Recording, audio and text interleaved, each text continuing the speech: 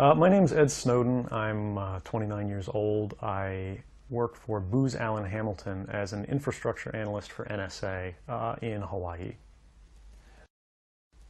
What are some of the positions that you held previously within the intelligence community? I've been a systems engineer, systems administrator, senior advisor for the Central Intelligence Agency, solutions consultant, and a telecommunications information systems officer. One of the things people are going to be most interested in trying to understand who you are and what you're thinking is there came some point in time when you crossed this line of thinking about being a whistleblower to making the choice to actually become a whistleblower. Walk people through that decision-making process. When you're in positions of privileged access, like a systems administrator for these sort of intelligence community agencies, you're exposed to a lot more information on a broader scale than the average employee. And because of that, you see things that may be disturbing, but over the course of a normal person's career, you'd only see one or two of these instances. When you see everything, you see them on a more frequent basis. And you recognize that some of these things are actually abuses. And when you talk to people about them, in a place like this where this is the normal state of business, people tend not to take them very seriously and move on from them. But over time, that awareness of wrongdoing sort of builds up, and you feel compelled to talk about it. And the more you talk about it, the more you're ignored, the more you're told it's not a problem, until eventually you realize that these things need to be determined by the public, not by somebody who was simply hired by the government. Talk a little bit about how the American surveillance state actually functions. Does it target the actions of Americans?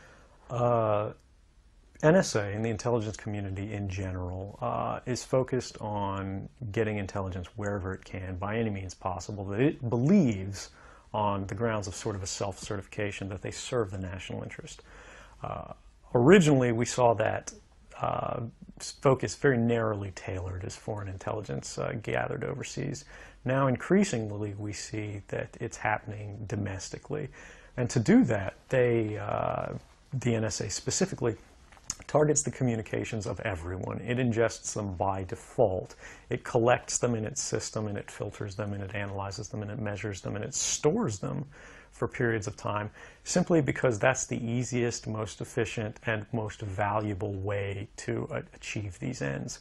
So while they may be intending to target someone associated with a foreign government or someone that they suspect of terrorism, they're collecting your communications to do so. Any analyst at any time can target anyone, any selector, anywhere. Where those communications will be picked up depends on the range of the sensor networks and the authorities that that analyst is empowered with. Not all analysts have the ability to target everything, but I, sitting at my desk, certainly have the authorities to wiretap anyone, from you or your accountant to a federal judge to even the president if I had a personal email. One of the extraordinary parts about this episode is that usually whistleblowers do what they do anonymously and take steps to remain anonymous for as long as they can, which they hope often is forever. You, on the other hand, have decided to do the opposite, which is to declare yourself openly as the person behind these disclosures. Why did you choose to do that? I think that the public is owed an explanation of the motivations behind the people who make these disclosures that are outside of the democratic model. When you are subverting the power of government, that's a fundamentally dangerous thing to democracy. And if you do that in secret consistently, as the government does when it wants to benefit from a secret action that it took, it'll kind of give its officials a mandate to go, hey, tell the press about this thing and that thing, so the public is on our side. But they rarely, if ever, do that when an abuse occurs. That falls to individual citizens, but they're typically maligned. It becomes a thing of these people are against the country, they're against the government. But I'm not. I'm no different from anybody else. I don't have special skills.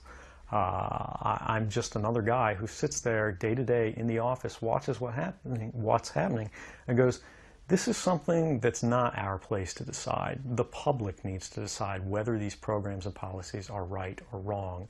And I'm willing to go on the record to defend the authenticity of them and say, I didn't change these. I didn't modify the story. This is the truth. This is what's happening. You should decide whether we need to be doing this. Have you given thought to what it is that the U.S. government's response to your conduct is, in terms of what they might say about you, how they might try to depict you, what they might try to do to you?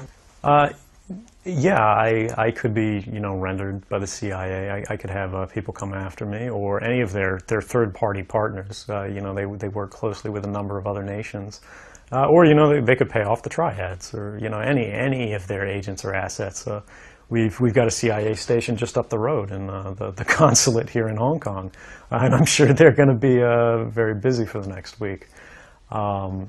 And that's a fear I'll live under for the rest of my life, however long that happens to be. You can't come forward against the world's most powerful intelligence agencies and be completely free from risk, because they're such powerful adversaries that no one can meaningfully oppose them. If they want to get you, they'll get you in time.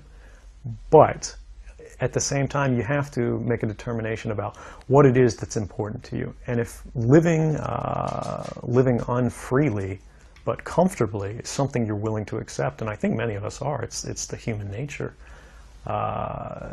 You can get up every day, you can go to work, you can collect your large paycheck for relatively little work against the public interest, and go to sleep at night after watching your shows. But if you realize that that's the world that you helped create, and it's going to get worse with the next generation and the next generation who extend the capabilities of this sort of architecture of oppression, you realize that you might be willing to accept any risk. And it doesn't matter what the outcome is, so long as the public gets to make their own decisions about how that's applied. Why should people care about surveillance? Because even if you're not doing anything wrong, you're being watched and recorded. And the storage capability of these systems increases every year consistently by orders of magnitude, to where it's getting to the point you don't have to have done anything wrong. You simply have to eventually fall under suspicion from somebody, even by a wrong call. And then they can use the system to go back in time and scrutinize every decision you've ever made, every friend you've ever discussed something with, and attack you on that basis to sort of derive suspicion from an innocent life and paint anyone in the context of a wrongdoer. If your motive had been to harm the United States and help its enemies, or if your motive had been personal material gain, were there things that you could have done with these documents to advance those goals that you didn't end up doing? Oh, absolutely. I mean, anybody in the positions of access with the technical capabilities that I had could, suck out secrets, pass them on the open market to Russia. They always have an open door, as we do.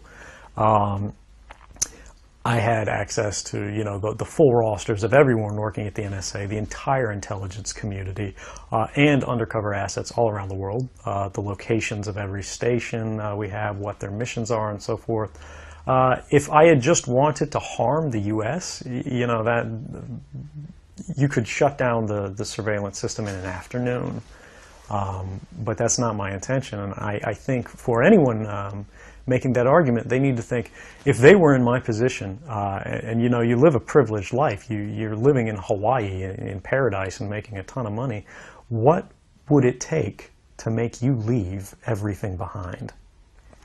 The greatest fear that I have regarding the outcome for America of these disclosures is that nothing will change. People will see in the media all of these disclosures. They'll know the lengths that the government is going to grant themselves powers unilaterally to create greater control over American society and global society. But they won't be willing to take the risks necessary to stand up and fight to change things, to force their representatives to actually take a stand in their interests. And the months ahead, the years ahead, it's only going to get worse until eventually there will be a time where policies will change, because the only thing that restricts the activities of the surveillance state are policy. Even our agreements with other sovereign governments, we consider that to be a stipulation of policy rather than a stipulation of law. And because of that, a new leader will be elected. They'll flip the switch, say that because of the crisis, because of the dangers that we face in the world, some new and unpredicted threat, we need more authority, we need more power, and there will be nothing the people can do at that point to oppose it, and it'll be turnkey tyranny.